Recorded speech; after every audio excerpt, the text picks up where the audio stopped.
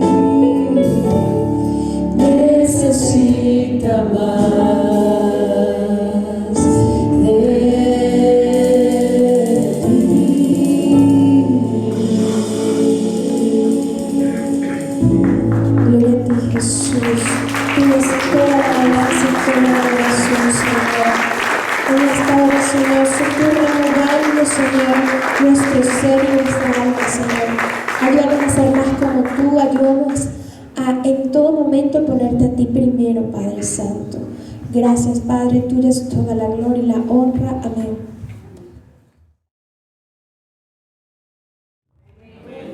Damos las gracias al Señor por este segundo domingo de año. Dios tiene mucha misericordia de cada uno de nosotros y cada día la podemos ver reflejada en que podemos despertarnos. Muchas personas no se despiertan, ¿vieron? Muchas personas ni siquiera llegan al siguiente día. Nosotros, con la misericordia de Jehová, aquí estamos. Quiero invitarles a buscar en sus Biblias el Salmo número 34. y vamos a leerlo todo y luego leemos algunos textos. Es un salmo hermosísimo. De hecho, bueno, yo no canto, ¿no? Pero hay una canción de este salmo que seguramente algunos la saben. Salmo capítulo 34.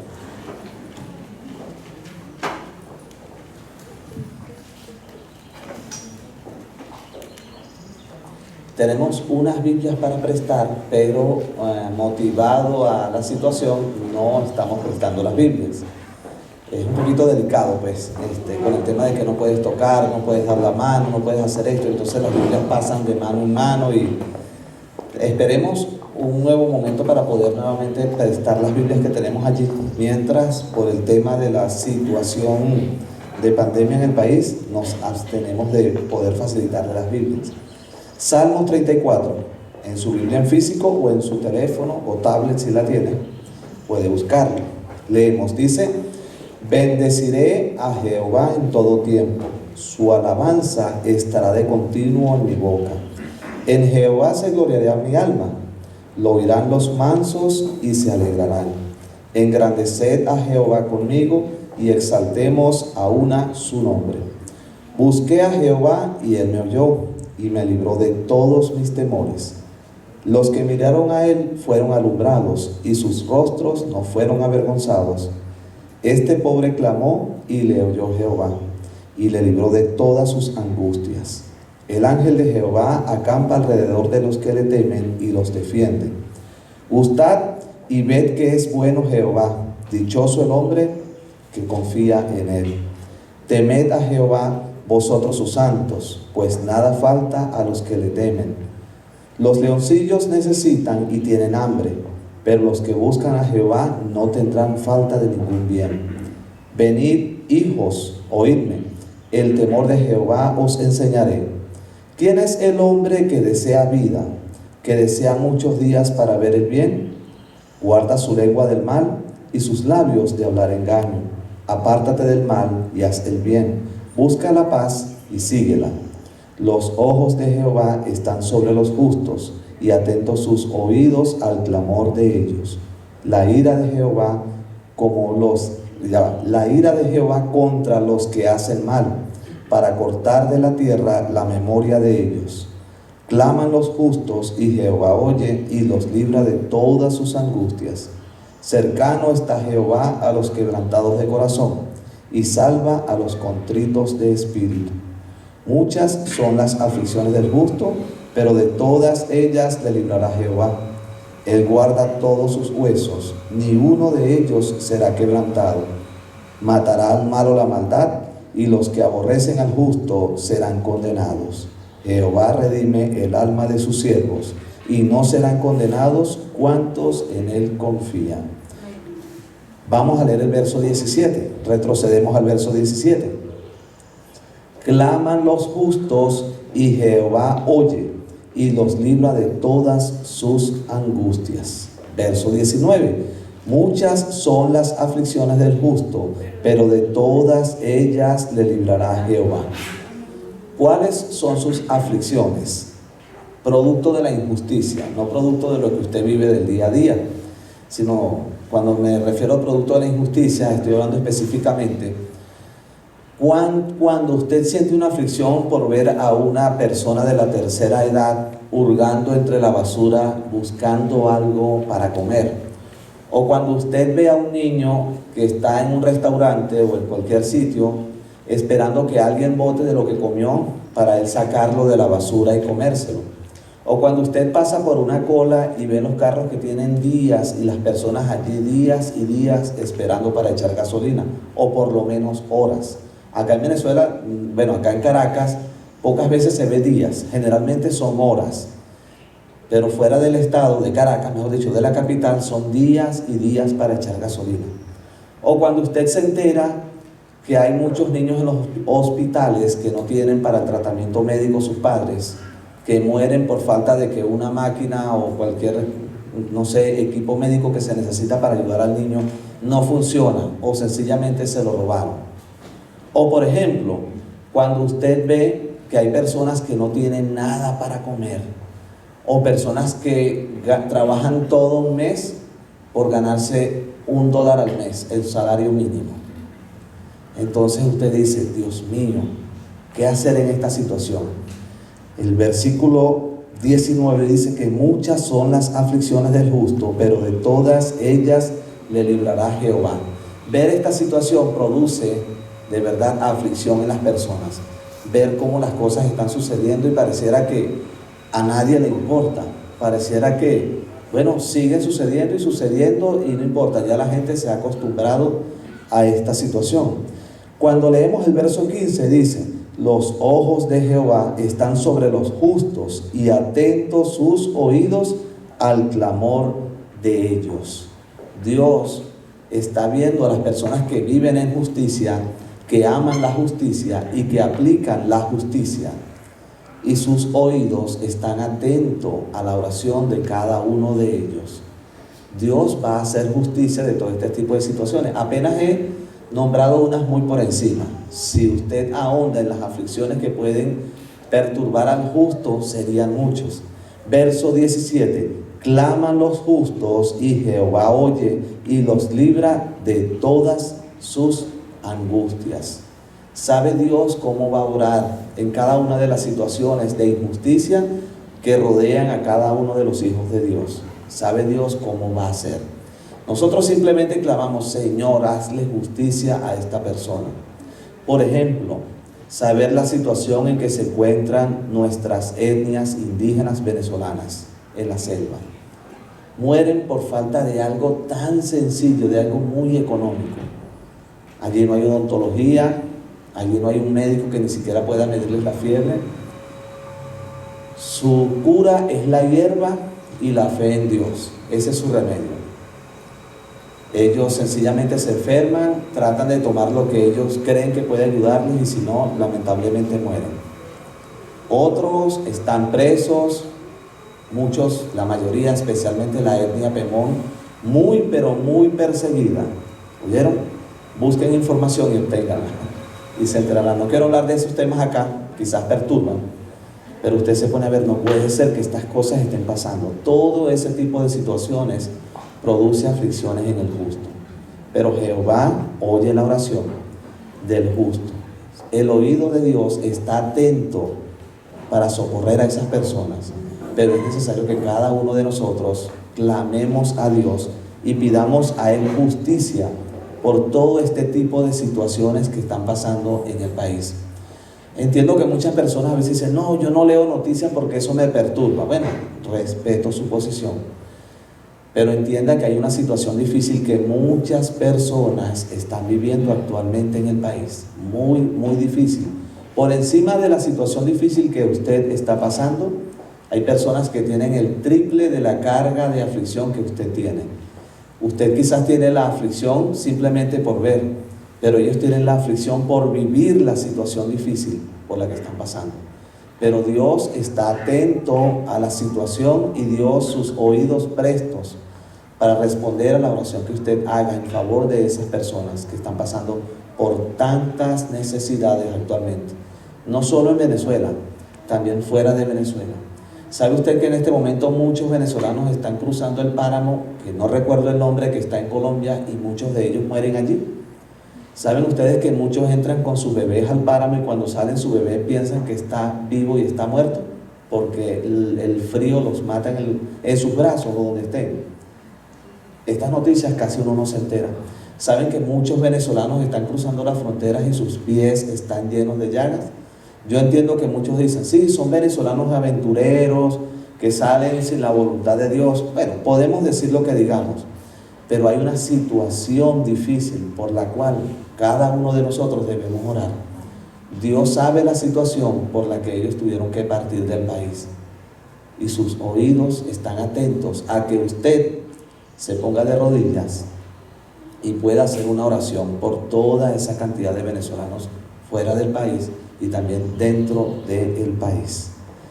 La intención de hoy no es ponerles una carga, sino es hacerles sentir la realidad que se vive y no estar metidos simplemente en la realidad de una película, o no la realidad de una película, más que todo la ficción de una película. o la aflicción de oír noticias que parecieran ser las mejores noticias del mundo, enfrascarse en un canal que quizás refleja lo mejor que puede estar pasando en algunas situaciones, pero se olvida de la realidad que vive el país. Muchas son las aflicciones del justo. Voy a invitar a los hermanos de protocolo para que por favor entreguen los símbolos o los elementos de la cena del Señor. Ese es el nombre bíblico, ¿oyeron? La cena del Señor. Nosotros generalmente o comúnmente decimos la Santa Cena. Bueno, no está mal, pero la Biblia le llama la cena del Señor. La metodología va a ser la siguiente. Usted va a esperar que ellos le den en su mano los símbolos. Antes nosotros tomábamos de la bandejita.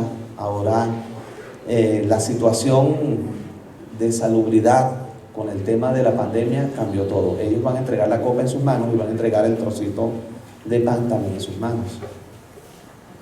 Padre, gracias te damos por esta oportunidad en que vamos a participar de los símbolos y pedimos, Señor, que tu divino Espíritu, Señor, pueda redarguir a las personas que por alguna razón piensan participar de los símbolos o de los elementos de la cena del Señor sin haber discernido sus vidas. Personas que quizás tienen situaciones y no han sanado, Señor. Que tú puedas redarguir, Señor, y que puedas mostrarles a ellos si es la oportunidad de participar de los símbolos o no, Señor. Solamente tú sabes la condición de cada uno de ellos y también sabes cómo puedes tratar con cada uno de mis hermanos, Señor. En el nombre de Jesús, amén. Podemos, hermanos, entregar los símbolos.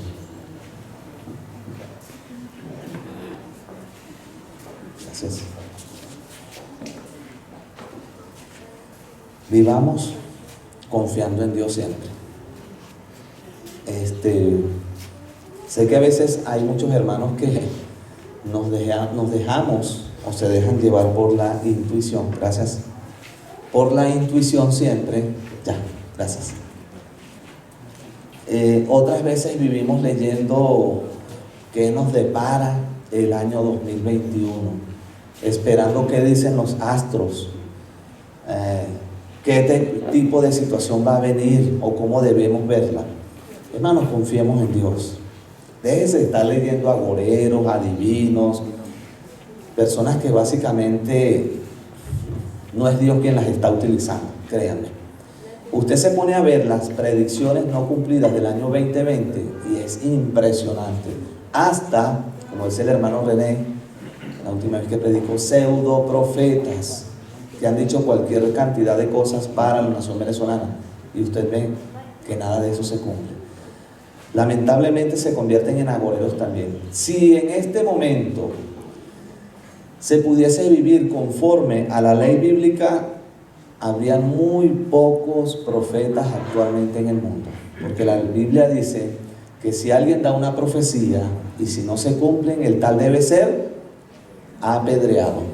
Entonces ya muchos no saldrían por los canales de televisión, muchos ni siquiera irían a las iglesias. ¿Por qué? No, ese hermano lo apedrearon hace 3 meses en tal sitio. No puede ser, sí, dijo unas profecías y ninguna se cumplió. Entonces, cumpliendo la escritura, fue necesario apedrearlo. Imagínense que eso estuviese sucediendo en la realidad mundial hoy en día. Nadie diría soy profeta. Se acabarían muchos de ellos. Primera de Corintios, capítulo 11, versículo 23 dice: porque yo recibí del Señor lo que también os he enseñado, que el Señor Jesús, la noche que fue entregado, tomó pan y habiendo dado las gracias, lo partió y dijo: tomad, comed, esto es mi cuerpo que por vosotros es partido, haced esto en memoria de mí. Señor, te damos las gracias por este pan que representa o simboliza tu cuerpo. Señor, no estamos literalmente comiendo tu cuerpo, puesto que no somos caníbales, Señor. Simplemente te damos las gracias porque creemos, Señor, en el acto que tú hiciste frente a tus discípulos y con tus discípulos, Señor, de partir el pan, Señor, y mostrarles a ellos que debían hacer esto todos los días y nosotros acá en Venezuela estamos practicando, Señor, y recordando el sacrificio que tú hiciste en la cruz del Calvario, Señor, por cada uno de nosotros, habiendo dado tu cuerpo para ser destrozado, para ser destruido, Señor, para ser escupido a causa de llevar el pecado de cada uno de nosotros. Tú podías, Dios mío, haberte echado para atrás, como decimos acá coloquialmente, o haber tomado la decisión de no querer hacer el sacrificio, pero sin embargo aceptaste la fuerte carga de lo que era morir a manos de los soldados romanos, y especialmente siendo desnudado frente a todas las personas, donde tus partes íntimas estaban expuestas, donde tu piel, tu espalda especialmente estaba completamente destruida, quizás muchos huesos, como muchos médicos dicen, quizás tus pulmones se podían ver, muchos de los órganos internos de tu cuerpo podían verse, Señor, a causa de las heridas que sufriste por cada uno de los romanos, Señor. Pero aún así soportaste esa fuerte presión física y también mental a la que estabas expuesto. Y encima de todo, Señor Jesús, el Padre también te abandonó. Te abandonó no porque Él quiso traicionarte, sino porque era necesario que así sucediera. Por tanto clamaste, Dios mío, ¿por qué me has desamparado? Y ese desamparo tenía que ver con el hecho de que Dios no podía hacer nada, porque toda la carga del pecado del mundo entero, pasados, presentes y futuros, estaban recayendo sobre ti, Señor. Gracias por tu valor cumplido y gracias por haber llevado a cabo lo que hiciste. Podemos participar del pan.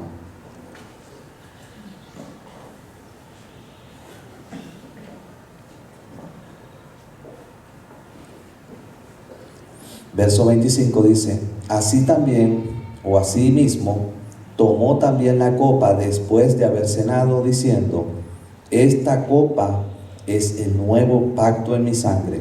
Haced esto todas las veces que la bebiereis en memoria de mí. Señor, acá está la copa que representa el nuevo pacto en tu sangre. Sangre que fue derramada hasta salir también agua, lo último que podía brotar de un cuerpo. Gracias, Dios mío, porque tú derramaste cada gota de sangre por cada uno de nosotros, y también porque esta sangre, Señor, que tú derramaste, Señor, representan la justicia para cada uno de nosotros, Señor. Tu justicia en nuestras vidas es lo que representa en este momento este jugo de vino, pero en que su momento era la sangre que se derramaba por cada uno de nosotros. Pueden participar de la copa. Gracias, Dios mío, por amarnos tanto. Gracias, Señor, porque creemos y sabemos que nuestro pecado no ha sido cubierto, como sucedía en el Antiguo Testamento, sino que nuestro pecado ha sido quitado ya, y ahora prevalece en nosotros tu justicia, Señor, tu justicia imputada a cada uno de nosotros, Señor, a causa de haber aceptado el regalo de la salvación en nuestros corazones. Bendecimos y engrandecemos tu nombre, Señor, porque eres soberano, porque eres bueno y excelso. En el nombre de Jesús, Señor, agradecemos por cada uno de los hermanos que están acá presentes, Señor, y que hoy han venido para participar de los símbolos y adorarte, Señor, en unión de cada uno de los que aquí están, Señor. Gracias.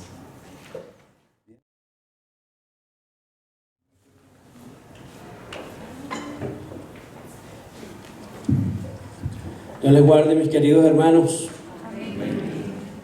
Un abrazo grande para todos y agradecido una vez más por la oportunidad que el Señor me da para transmitir su palabra.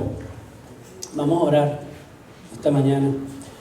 Padre, en nombre de tu Hijo amado Jesús, nos acercamos a ti en plena certidumbre de fe, Señor, al trono de la gracia, para alcanzar misericordia y hallar gracia para el oportuno socorro. Estamos en una época, Señor, donde necesitamos, mi Dios, tu auxilio y tu socorro, que siempre, Padre, son oportunos para tu iglesia. Señor, que la palabra que hoy salga, mi Dios, de mis labios, Señor, sea la que tú darías, Padre, si estuvieras predicando aquí. Te damos gracias, Padre, y te pido que abras nuestro corazón para entender la Escritura y para ponerla por obra. Te damos gracias, Dios Padre, Dios Hijo y Dios Espíritu Santo. Amén. Amados, el mensaje de hoy se titula Llamado a edificar juntos. Llamado a edificar juntos. Relata la Biblia, la palabra del Señor, cómo el pueblo de Dios salió de Egipto, la forma como salió y digamos la forma como conquistaron a Canaán. Fue repartida la tierra, ¿verdad?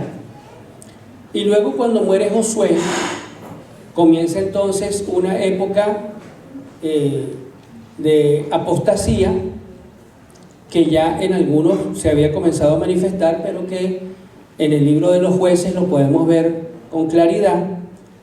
De hecho, el versículo clave de Jueces es: en aquellos días no había rey en Israel, cada uno hacía lo que bien le parecía. Es decir, había una anarquía, ¿verdad?, en Israel. Pero Israel entonces comienza a desviarse debido a su falta de fe. Dejaron a muchos pueblos de los cuales el Señor había dicho que los arrojaran de su presencia, ¿verdad? Los dejaron, no los pudieron echar por su falta de fe, y esos pueblos le sirvieron al pueblo de Israel de tropiezo. Es decir, el pueblo del Señor se contaminó con las costumbres de ellos, se contaminó con la idolatría, con el pecado, con la maldad. Y entonces Dios comienza a enviar al pueblo de Israel profetas desde temprano y sin cesar, que le hablaran a su pueblo de su condición, del alejamiento que tenían del Señor.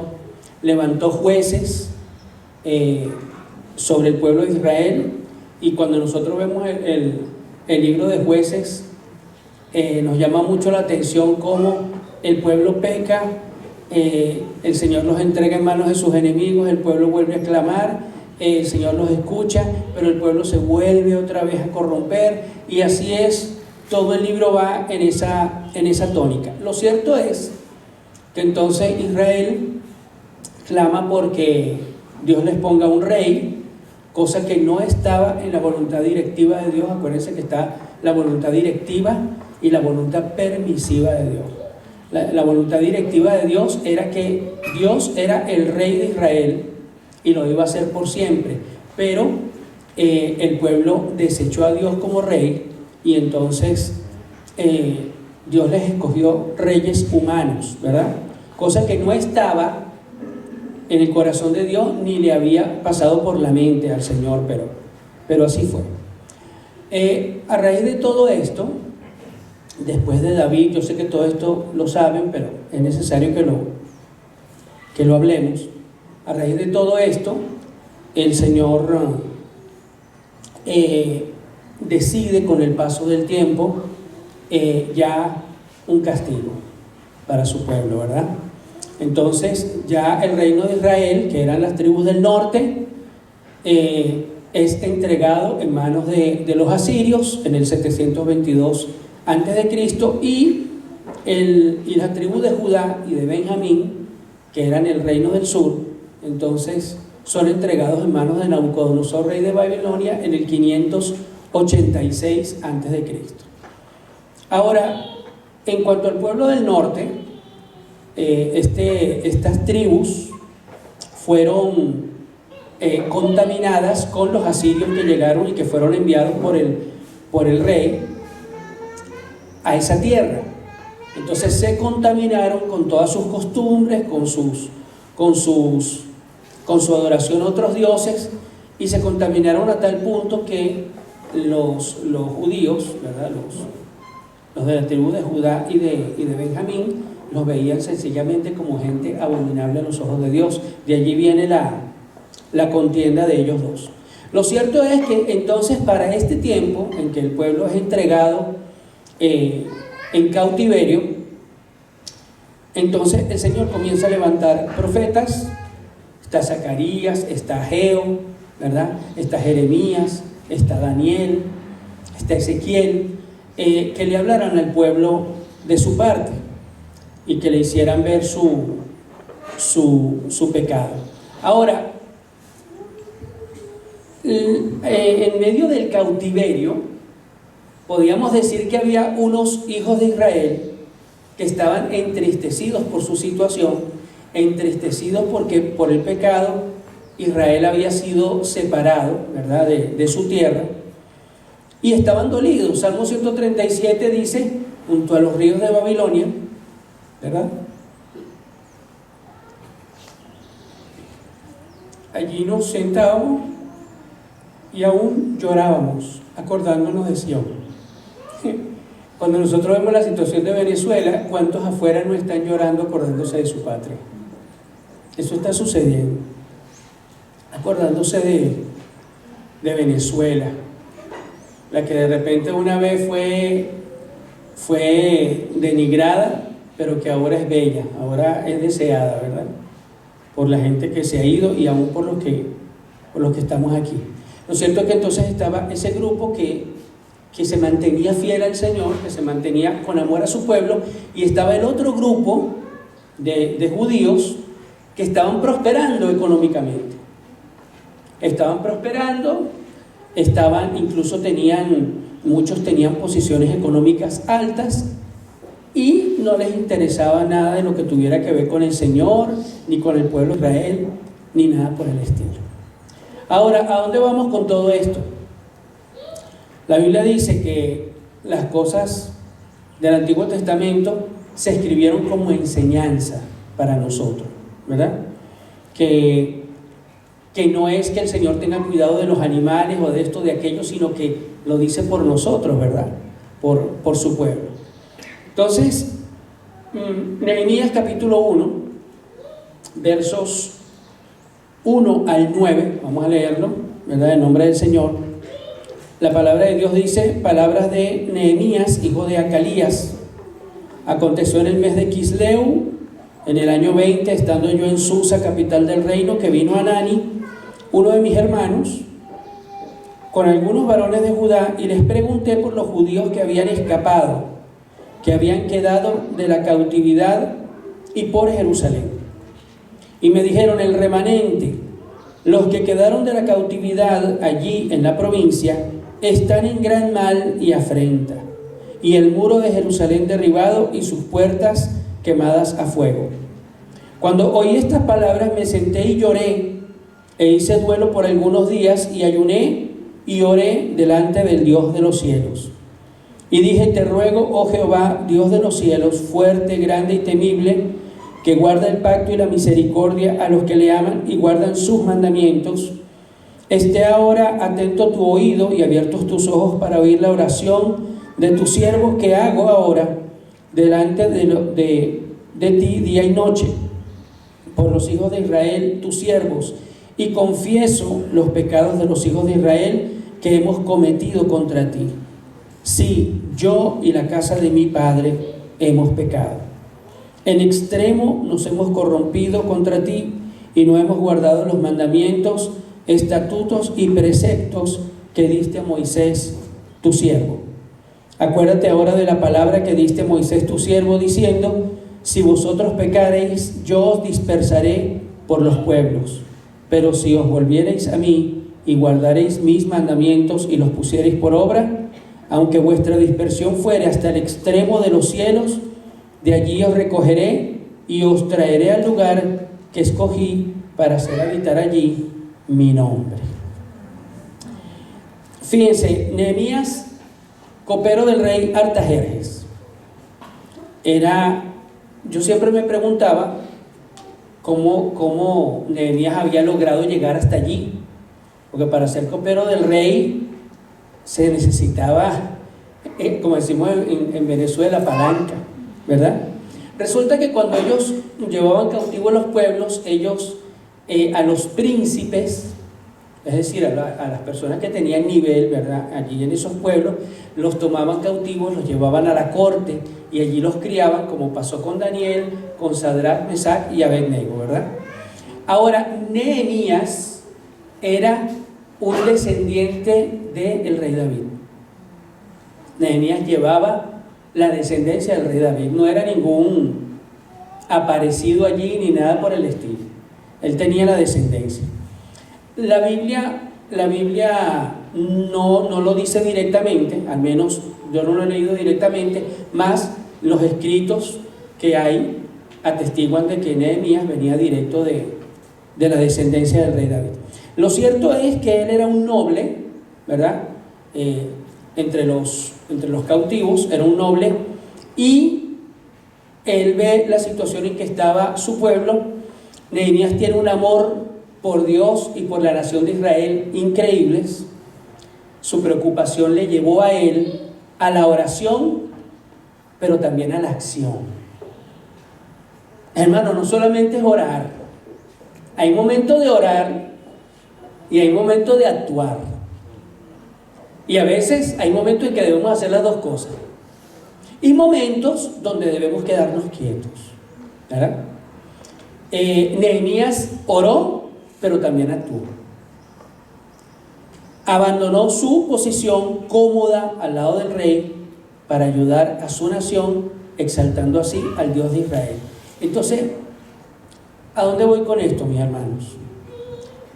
Esta situación en la que el mundo completo está sumido, ¿verdad?, y que por momentos pareciera agravarse, ha causado un impacto sobre la iglesia del Señor. En algunos ha causado un impacto positivo, en otros un impacto súper negativo. Hay cristianos que en esta época se han enfriado tremendamente, pero hay otros que esta época les ha servido para cargar las pilas con el Señor. Eso era lo que yo decía, de que había judíos que estaban en una situación y judíos que estaban en otra. Pero yo quisiera que pusiéramos especial atención en Nehemías capítulo 2, versos 17 al 18. Búsquelo allí, téngalo allí porque ya lo vamos a comentar. Nehemías capítulo 2, versos 17 al 18. Voy con que Nehemías entonces ve la situación de su pueblo y decide actuar. Pero ¿qué hace él primero? Busca a Dios en oración. Busca al Señor. No es que cuando haya situaciones en su país, en su iglesia, usted actúe sin orar. No, primero ore y después actúe, ¿verdad? Que sea ese amor por su pueblo, pero un amor dirigido por el Espíritu Santo de Dios. Nehemías llega, le pide al rey, ¿verdad? Le muestra primero, le dice lo que le está ocurriendo y le pide al rey que le franquee el camino, que lo ayude para que él pueda llegar hasta Jerusalén y pueda reconstruir la ciudad.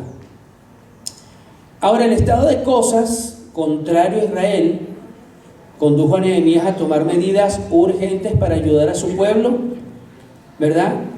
En medio de esa situación terrible que se estaba viviendo, ¿verdad? Pero Nehemías tenía características que debe tener un cristiano, no solamente un líder, sino cualquier cristiano debe tener esas características y que hoy en día, ¿verdad?, deben ser adoptadas por los cristianos para que podamos sobrellevar el tiempo que estamos viviendo. Número 1, amor a Dios y amor a su pueblo. Amado, si usted ama a Dios, usted no puede ser indiferente ante la situación que la iglesia en este tiempo está viviendo. Yo no sé si la otra vez, cuando tuve la oportunidad de predicar aquí, lo dije, pero yo hablaba de cómo los cristianos por las redes sociales se tiran durísimo. Incluso de repente uno ve en Facebook esos grupos que se forman, ¿verdad? Diferentes grupos de cristianos, y son más los momentos en los que se tiran a unos a otros que en los que se manifiestan amor.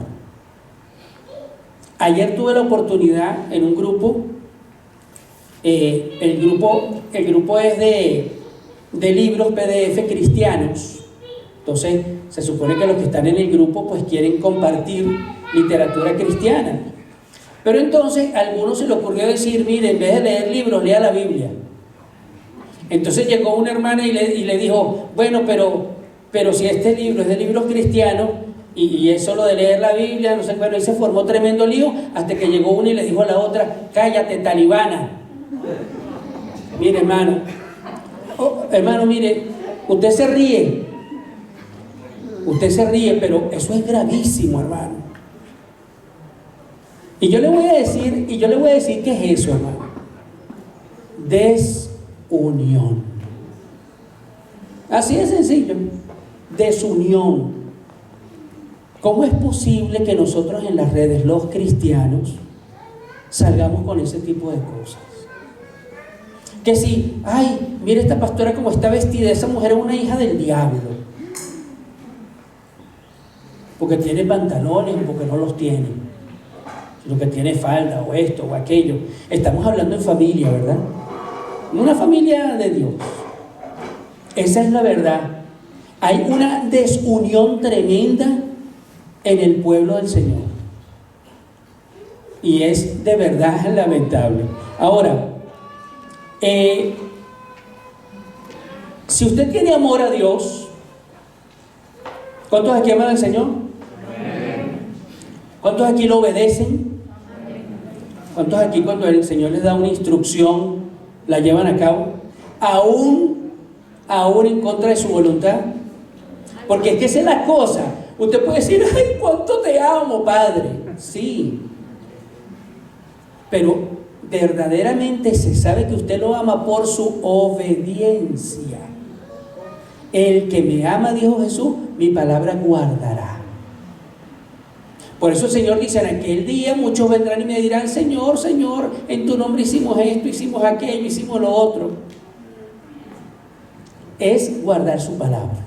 Entonces, primero esto, ¿verdad? Nehemías amaba a Dios y a su pueblo. Si usted ama a Dios, es imposible que no ame a su hermano, porque la Biblia dice: el que no ama a su hermano está en tinieblas y no puede ver, porque las tinieblas han oscurecido sus ojos. Y si esto está pasando en la iglesia del Señor, hermano, quiere decir que estamos mal, porque no es Venezuela, es toda la iglesia en general que está en esa situación. Que si juzgándose uno al otro, que si no sé qué, que si no sé qué más. Y por eso es que Dios permite las persecuciones, hermano. Justamente por eso las persecuciones lamentablemente son necesarias para que el pueblo de Dios se pueda unir. Ok, entonces Nehemías puso sus recursos a disposición del propósito de Dios. Es decir, él tenía esa cercanía con el rey, utilizó esa cercanía para lograr el propósito que él quería o que se había propuesto en el Señor. Abandonó su comodidad y luchó para restaurar el orden de cosas, aún cuando tuvo gran oposición. ¿Sí o no? Él sabía que iba a conseguirse mucha oposición y sin embargo lo hizo. Es importante esto de abandonar la comodidad. Yo creo que los cristianos somos muy cómodos. Creo que los cristianos somos cómodos, hermano. A veces queremos que las cosas, que el Señor nos mande las cosas así chévere, es verdad, nosotros somos salvos por gracia, ¿verdad? No hay nada que podamos hacer para lograr nuestra salvación. El Señor nos dio su salvación por gracia, pero queremos que todo nos llegue solito.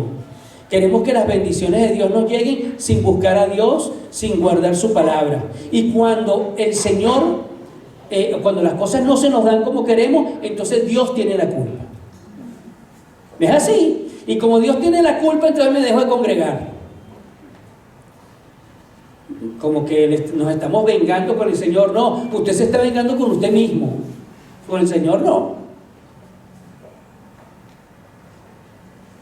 Porque lamentablemente, hermanos, como en todas las iglesias hay situaciones, porque el día que usted consiga una iglesia perfecta, en el momento en que usted o yo la pisemos, ya se hace perfecta. ¿Sí o no? Es así. Entonces, muchas veces decimos, bueno, yo creo que yo en mi casa como que estoy mejor. Me pongo a leer y a orar, oye, y siento más. No, hermano. El Señor añadía cada día a la iglesia los que habían de ser salvos. No deje de congregarse como algunos tienen por costumbre. Y no me estoy desviando del tema. Si nosotros vamos a edificar juntos, primero tenemos que unirnos. Entonces, ¿cómo vamos a edificar juntos si no nos unimos? Ok. Nehemías fue utilizado para el Señor para crear celo por el Señor y su obra. Demostró que cuando hay voluntad y deseo de servir a Dios, aunque parezca muy difícil la tarea, todo es posible. ¿Cuántos lo creen? Todo es posible. Al que cree, todo le es posible. Nehemías tenía un temor de Dios tremendo, ¿verdad? Y una gran visión y liderazgo. Fíjense que Nehemías, en Nehemías capítulo 1, versos 4 al 8, la Biblia dice que Nehemías capítulo 2, versos 4 al 8, cuando él va a hablar con el rey, que el rey le dice, ¿por qué estás triste? No es esto sino quebranto de corazón. Él se asusta porque los reyes persas, hermanos, eran malísimos. Los reyes persas eran crueles, tremendamente. Hubo un rey persa llamado Cambises que dijo, oye, vale, ¿cómo será el corazón de un hombre? Mátame a este ahí y ábrelo ahí que quiero ver cómo es el corazón de él. Así. O sea que el que estaba en la corte, hermano, sabía que en cualquier momento podía salir con una cosa rara. Entonces, Nehemías sabía esto y tuvo temor cuando el rey le preguntó. Porque el rey ha podido decirle, mira chico, yo no quiero gente triste en mi presencia. Mira, mátelo ahí de una vez. Bueno, lo cierto es que él le dice, mira, está pasando esto y esto y yo necesito que usted me dé permiso para ir a mi tierra. Pero aparte de eso, quiero que me franquee el camino, que mande cartas a los gobernadores del otro lado del río para que me ayuden. Pero aparte de eso, quiero que hable con Asaf, guarda del bosque del rey, para que me dé toda la madera que necesito para mi propia casa en la que yo voy a vivir, para construir el muro y reedificar a Jerusalén. O sea, el tipo le pidió todo, hermano. Y ahí nosotros vemos que Nehemías era valiente. Era un príncipe, hermano, era descendiente del rey David. Muchas veces nosotros vamos ante las autoridades. Ay, ¿será que usted me puede dar esto? Cuando quizás como ciudadanos, como venezolanos y como hijos de Dios tenemos derecho a esto, esto, esto y esto. Pero como no lo pedimos, no se nos da. Lo cierto es, y eso está en esa valentía de Nehemías, está en Nehemías capítulo 2, versos 4 al 8. Ahora, hay una característica especial que hablaba yo, Nehemías 2, versos 17 al 18. Nehemías agarra, llega a Jerusalén y dice, fíjense esto, fíjense la estrategia de él. Él no salió vociferando a todo el mundo para que había llegado. A veces nosotros los líderes tenemos estrategia y nos ponemos a decirle a todo el mundo qué es lo que vamos a hacer. Y a veces eso no es lo que Dios quiere.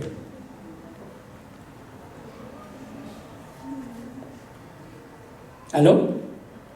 Escogemos un grupo, ¿verdad?, que esté identificado con el Señor, con la visión que Dios le dio al pastor, y entonces ahí vamos haciendo la obra. Entonces él se va a cabalgar, ¿verdad?, ve toda la ciudad como está, pero después él habla con el pueblo. Verso 17 de capítulo 2 dice: les dije pues, vosotros veis el mal en que estamos, que Jerusalén está desierta y sus puertas consumidas por el fuego. Venid y edifiquemos el muro de Jerusalén y no estemos más en oprobio. No es vean cómo yo edifico, sino venid y edifiquemos. Pero él también estaba edificando. Entonces les declaré cómo la mano de mi Dios había sido buena sobre mí, y asimismo las palabras que el rey me había dicho. Y dijeron, el pueblo dijo: levantémonos y edifiquemos. Así esforzaron sus manos para bien. Ahora fíjense, esta es una época, hermanos, donde nosotros tenemos que edificar juntos. Siempre lo hemos debido hacer, pero en esta situación en que estamos es especialmente urgente que lo hagamos. Todo aquello que vaya en contra de la unidad de la iglesia, en contra de la palabra de Dios, tiene que ser desechado para que nosotros nos podamos unir y podamos edificar juntos. Nehemías entendió que no era él solo, que él solo no podía. Los pastores no podemos solo. Necesitamos que el pueblo se levante y edifique. Y entonces usted ve que Nehemías agarra y pone a edificar a cada uno una parte del muro, ¿sí o no? Cada uno iba restaurando su parte. Y así el muro fue terminado en 52 días. No sé si ya esto lo habíamos hablado aquí, pero igualito es la palabra que el Señor quería para nosotros hoy. Pero fíjese esto. Dice la palabra de Dios que el rey le dijo: mira, ¿cuánto tiempo te vas a ausentar? Ok, te doy permiso, pero ¿cuánto tiempo vas a estar fuera? Entonces uno cuando lee la Biblia dice: bueno, seguramente le pidió 15 días o le pidió un mes. ¿Sabe cuánto le pidió, hermano?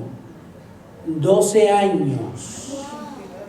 Usted lee Nehemías y capítulos más adelante va a ver que él le pidió al rey 12 años.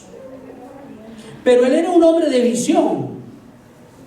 Él sabía que si el pueblo trabajaba junto, el muro lo construían rápido.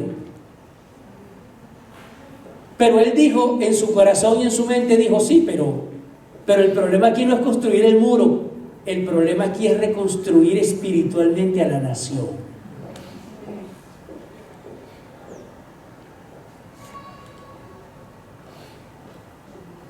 ¿Sabe una cosa? Ayer o antier escuchaba a una persona que decía: hermano, que le preguntaba a un pastor sobre las personas que prestan a interés, que si eso era pecado o no era pecado. Lo cierto es que hay personas que cobran interés, hermano. No voy a ponerme a hablar si está bien, si está mal, no voy a hablar de eso ahorita. Pero vamos a suponer que cobren al 15%, un ejemplo. le cobran así a todo el mundo. O sea, los hermanos cristianos caen también dentro de esto. No, a ti también. Y el Señor nos enseña a través de Nehemías que el trato con el hermano debe ser distinto, hermano. Préstele la plata y no le cobre interés. ¡Ay, pastor, usted quiere que yo me arruine! Yo le estoy diciendo lo que dice la palabra, hermano. Yo estoy diciendo lo que dice la palabra de Dios. Porque si nosotros no tenemos deferencia con nuestros hermanos en la fe, que a veces son más cercanos que nuestra misma familia, entonces, ¿qué estamos haciendo? Y ahí es donde va la cuestión. Si no estamos unidos, ¿cómo vamos a edificar juntos? No podemos edificar juntos. Entonces, estamos en una época donde de muchas iglesias hay familias que se van, se han ido. De hecho, en la de nosotros se ha ido, con todo el dolor que eso pueda significar. No sé si en esta también, en aquella, en la otra, pero sé que eso está pasando. Ajá. Y yo digo, ¿sabes lo que está pasando en esta época, hermano? La gente está corriendo por su vida. Pero no se está buscando lo que es de Cristo Jesús, como dijo el apóstol Pablo. No en todos, ojo, no en todos está esto, pero está una cuestión generalizada en el pueblo de Dios, hermano. No, yo tengo que ver cómo hago, yo tengo que comer, tengo que esto, tengo que aquello, y el culto. Se lo digo porque a veces pasa y lo hemos hablado, aquí yo lo he dicho. A veces los hermanos en la iglesia, no, pastor, no puedo ir porque el domingo es el día que yo más gano. Usted no puede ir. Así pasa en la congregación de nosotros. Pero los pastores, hermanos, somos líderes, guías, no policías. La labor de nosotros es soltar la palabra y listo, el Espíritu Santo que haga lo demás, porque yo no cambio a nadie, ni el pastor Iván y cambia a nadie, ni el pastor René. Pero fíjese esto. La Biblia dice que en la parábola del sembrador hubo una parte que cayó junto al camino, ¿correcto? Esa parte que cae junto al camino no está arada. Esa tierra no está arada, está dura. Cuando usted venga los domingos al servicio, usted tiene que arar su corazón para que la palabra que se dé pueda implantarse. Eso no lo digo yo. Santiago lo dice en la palabra: recibid con mansedumbre la palabra implantada. Si el corazón suyo está duro como eso que está junto al camino, esta palabra va a rebotar ahí y usted va a salir de aquí igualito. Pero si usted vino con ánimo de escuchar la palabra de Dios, con ánimo de, no solamente de escucharla, hermano, porque no es que usted entienda lo que estamos hablando hoy, es que cuando usted vaya a actuar, actúe de acuerdo a lo que hemos hablado hoy. Porque si no, sería preferible que no entendiera. Es preferible que no entienda nada, que usted salga de aquí, no entendí nada. Pero si usted sale redarguido por el Espíritu Santo, pero no hace aquello que el Señor está ordenando, es peor, hermano.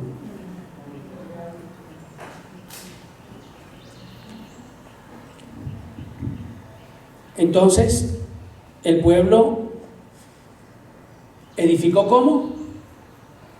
Edificó junto. No edificó él solo. Edificaron juntos. Ahora, en estos días, ¿verdad? En la iglesia del Señor hay varias situaciones difíciles. Hay dificultad para congregarse, ¿verdad? Hay personas, incluso entre los cristianos, que tienen miedo de congregarse porque le temen al virus, ¿verdad? La iglesia está más preocupada muchas veces por las cosas del mundo, que voy a comer, que voy a hacer, que esto, que aquello, que por las necesidades espirituales. Y eso es lo que ha sucedido, hermano. Hay divisiones doctrinales y posicionales dentro del mismo pueblo de Dios. O sea, en vez de estar unidos, nos concentramos en estar discutiendo acerca de cuestiones de doctrina, de esto y de aquello. Hermano, en la Zulita pusimos un muro de intercesión conjunto de todas las iglesias, ¿verdad? Hay hermanos que son bautistas, ¿verdad? Hay un pastor que es bautista y súper celoso de las cosas bautistas, ¿verdad? De las cosas de la palabra. Yo no soy bautista. Tampoco diría que soy pentecostal de esos de pecho colorado, como dicen algunos, ¿no? Pero sí, digamos que soy pentecostal. Y sin embargo hemos podido trabajar juntos. Tranquilamente, hermano. ¡Ay! ¿A que eres bautista? Ni te le acerques. Eso está pasando en el pueblo de Dios, hermano. Y algo que el Señor, en oración, yo pensaba esta mañana, hermano, cuando venga el rapto, ¿cuántos creen en el rapto? La razón de que usted esté aquí y yo también es el rapto, hermano. Si no, sálgase. Desde que de repente, en cualquier momento venga el Señor y nos lleve juntos. Pero la Biblia dice que cuando eso ocurra, va a ser un solo suceso, ¿sí o no? Un solo momento. No dice que el Señor va a llamar primero a los pentecostales y se los lleva. Después se lleva a los bautistas y luego se lleva a al otro, a aquel. No dice eso, hermano. Dice que es un solo grupo.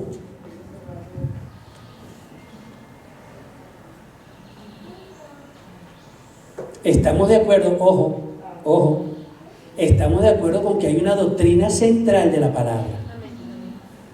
Una doctrina central, una columna vertebral, es que Dios se hizo hombre en Cristo Jesús. Es la doctrina central del cristianismo, que Dios es Padre, Hijo y Espíritu Santo, que hay un cielo, que hay un infierno, que hay un juicio de muertos.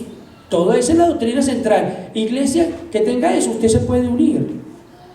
Estamos juntos, no revueltos, pero estamos juntos. Ahora, esa es la visión de Jesús. Lamentablemente no es la visión de la iglesia.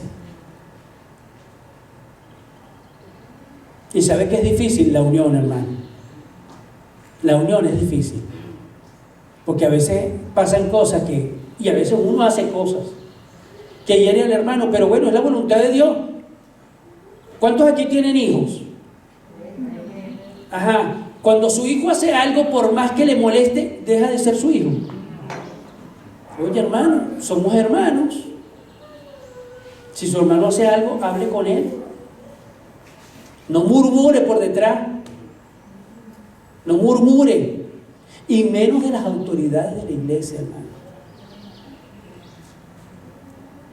Porque como dijo el pastor Ivani, a María se le ocurrió murmurar de Moisés. Nada más y nada menos que quedó leprosa 7 días. Si eso pasara, hermano, imagínese la lepra que hubiera en la iglesia del Señor. No, sí. Pero ¿dónde voy con todo esto? A la desunión que hay. Si nosotros no combatimos esa desunión, tampoco vamos a poder trabajar juntos. Y es necesario que la iglesia del Señor trabaje unida. Amén. Ahora, ya estamos terminando y perdónenme, pastores, si me pasó un poquito con el tiempo. Vamos a buscar Ageo, capítulo 1, versos 3 al 9. Ageo, profeta Ageo, capítulo 1, versos 3 al 9. Entonces vino palabra de Jehová por medio del profeta Ageo diciendo: es para vosotros tiempo, para vosotros de habitar en vuestras casas artesonadas, y esta casa está desierta.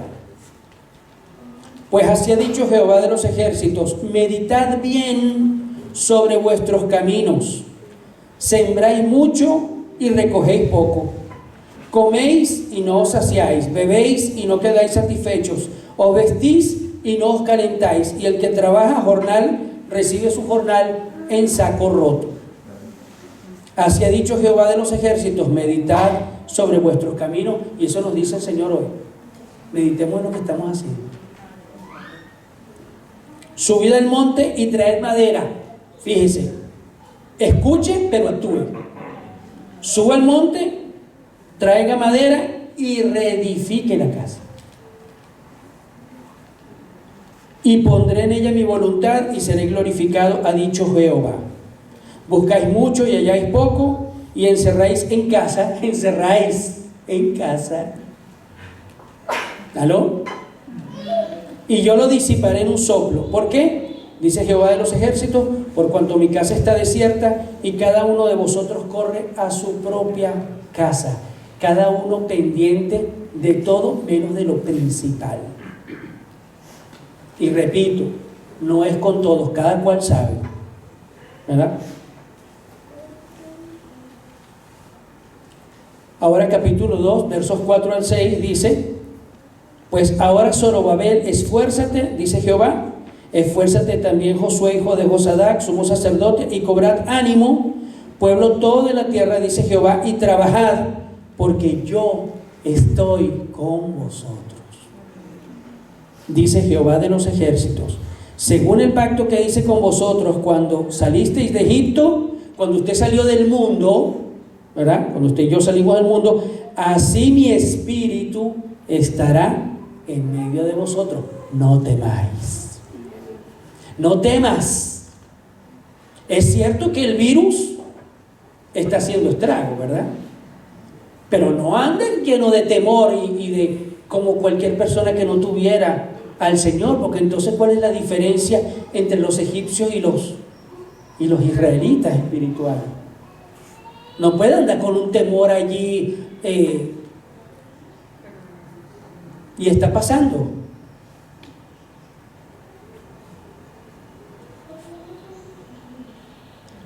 Pero repito, hermano, esto es un trabajo de todos, no es un trabajo de una sola persona. Y esto que está pasando con la pandemia lo ha permitido el Señor para sacar el pecado de la iglesia, para que el pecado salga. Pero el pecado sale para que sea reprendido, no para vergüenza de su iglesia. Entonces, vamos a unirnos, vamos a trabajar juntos. Yo a veces le digo a los hermanos: si usted supiera que los domingos usted tiene una caja clap aquí, todos los domingos esto estaría así. Es lamentable, hermano, pero es así. Si usted dice: hermano, el domingo que viene hay un compartir y hay sancocho. Yo no sé aquí en Caracas, pero allá, hermano, cuando usted dice que hay sancocho, hermano, viene hasta el gato.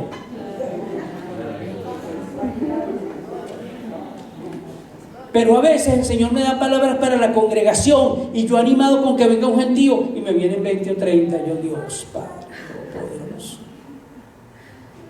Pero yo cumplo con mi misión, hermano. Entonces, comprométase con la visión del Señor y de su pastor. Entonces, edificar juntos, ya estoy terminando, significa ayudarnos unos a otros. Significa preocuparse por el bienestar de su hermano. Significa enfocarse juntos en la tarea que Jesús nos encomendó, la cual es captar almas y discipular, ¿sí o no? Captar almas y discipular. Hay unos que les encanta salir a la calle a evangelizar, ¿sí o no? Pero hay otros que el Señor los usa más bien hablando de la palabra, hablando en las casas, enseñando. Cada uno tiene una misión y eso es lo que pasa. Cantidad de cristianos, usted le pregunta: mira, ¿y qué es lo que tú sientes hacer en la iglesia? No sé qué hacer. Hermano, usted agarre y póngase a meditar y diga: cuando yo estoy en la iglesia, ¿qué es aquello en lo que yo pienso que me apasiona? Que siento que eso es lo mío, eso es lo que yo debo hacer. Ese es su trabajo. Y por supuesto, usted se pone de acuerdo con su pastor a ver qué habilidades ha visto él en usted, qué capacidad, qué esto, qué aquello. Pero cantidad de cristianos, hermanos, hoy en día se conforman con la salvación y más nada. ¿Y el trabajo para Dios dónde está? Echar fuera todo lo que divide, murmuración, acusaciones, ¿verdad? Críticas. Seguir la visión que Dios le da a la iglesia, a su pastor. Salmo 127. No voy a decir que con esto termino, porque después, si llego a salir otro versículo, van a decir: pastor, usted ha dicho que yo iba a terminar. Salmo 127.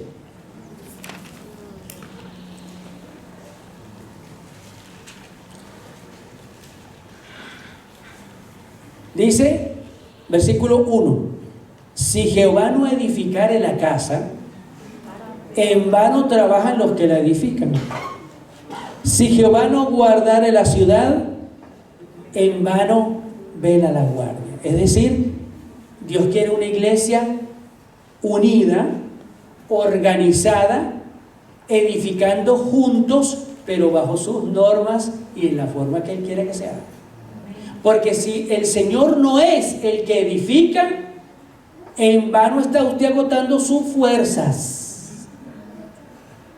Tiene que ser Él el que edifique, para que entonces se vea el fruto de ese esfuerzo de la iglesia.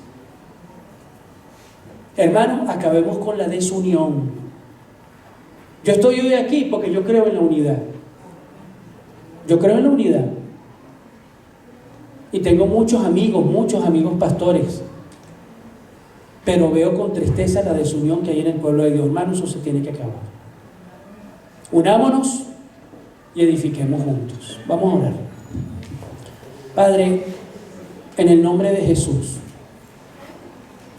queremos pedirte perdón, Padre, por todos aquellos momentos en que nuestra debilidad y nuestro pecado, Señor, hayan contribuido a la desunión dentro del pueblo de Dios. Sabemos lo desagradable que eso es para ti, y te pedimos de corazón que nos perdones, que nos sanes y que restaures a tu iglesia, para que tu iglesia se una y podamos edificar juntos, y que juntos podamos esperar el día glorioso en que tú nos vengas a buscar, Padre. Te damos gracias, Padre, Hijo y Espíritu Santo, en el nombre de Jesús. Amén.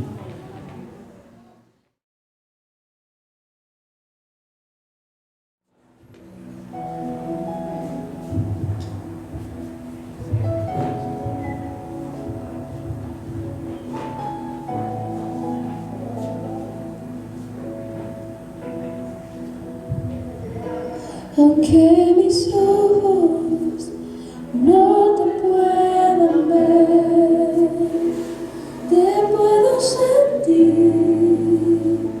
Sé que estás aquí. Aunque mis manos no pueden tocar tu rostro, Señor, sé que estás aquí.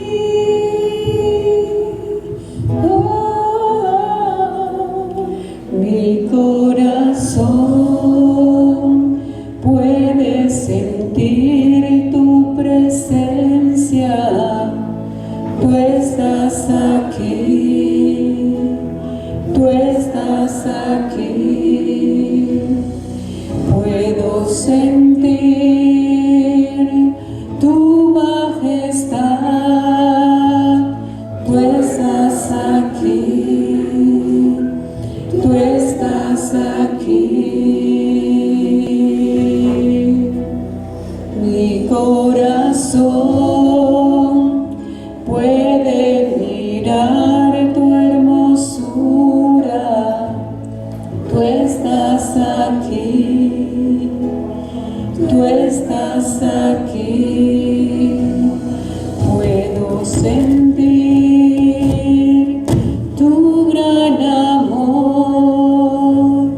Tú estás aquí, tú estás aquí. Aunque mis ojos no te puedan ver, te puedo sentir. Sé que estás aquí. Aunque mis manos no pueden tocar tu rostro, Señor, sé que estás aquí. Oh, Mi corazón puede sentir tu presencia. Tú estás aquí, tú estás aquí. Puedo sentir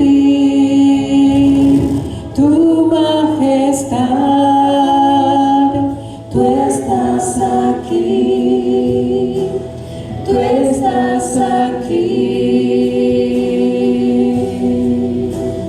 Mi corazón puede mirar tu hermosura. Tú estás aquí, tú estás aquí. Puedo sentir tu gran amor. Tú estás aquí, tú estás aquí, tú estás aquí,